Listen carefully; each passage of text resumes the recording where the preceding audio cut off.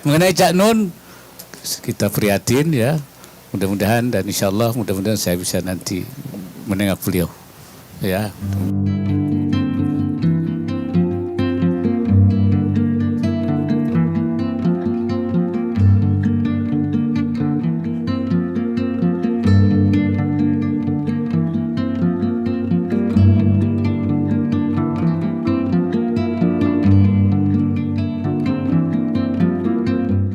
Mengenai Cak Nun, kita prihatin ya, mudah-mudahan dan insya Allah mudah-mudahan saya bisa nanti menengok beliau.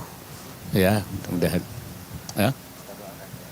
Ya, kita selalu mendoakan supaya beliau diberikan kesehatan karena beliau masih dibutuhkan oleh masyarakat untuk memberikan bimbingan dan tuntunan kepada umat. Barangkali itu.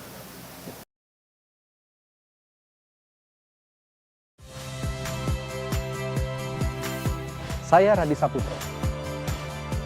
Saksikan program-program Kompas TV melalui siaran digital, pay TV dan media streaming lainnya. Kompas TV, independen, terpercaya.